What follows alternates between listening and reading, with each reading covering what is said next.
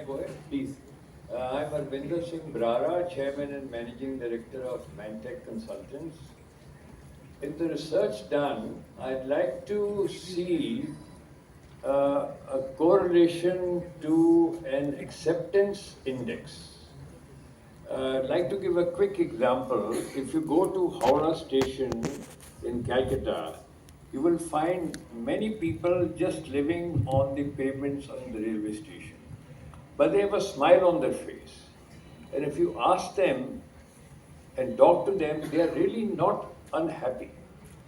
Whereas if you go to some of the Western world and you talk to people who are reasonably well off, they get a meal every day, but you talk to them, they are grossly unhappy. So the point I'm making is that there has to be a correlation between the income and happiness. inequality as well as the cultural acceptance of the inequality and happiness coefficient. So correlating the good बढ़िया question. to happiness. Good.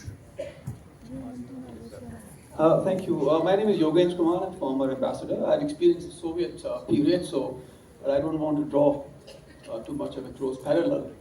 My question basically is one on methodology, and I have no economics background. The question really is that if, let us say, theoretically speaking, there's less inequality, more economic growth, and greater inclusion, does it lead to a stable political system?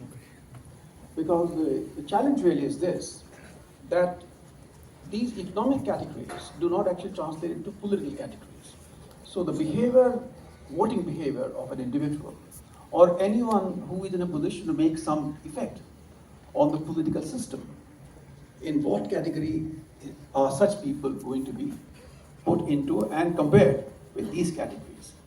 And one can see examples of that. I mean, we talk about today, there's a lot of, unease about the political systems. There's a debate going on. The Pew Committee, or the Pew research done, where they talked about lack of faith in these things. So that's one point. So I think it's really a question as to how this translated to political behavior or political empowerment. The second question actually is that whatever political model we are thinking of, economic model we're thinking about, to what extent are we confident as economists, policymakers, and thinkers as to how these economic governance models or political governance models capable of experiencing, of withstanding, or resilient enough for the emerging challenges which are there. Climate change, for example, causing political disruption in supply chain, and to what extent are we able to factor them in terms of our, let's say, our economic well-being or whatever, stability. Climate change is a major threat. We don't, in my view, for whatever I've read, don't take into a factor in what I call the tipping points, because the climate is becoming unstable.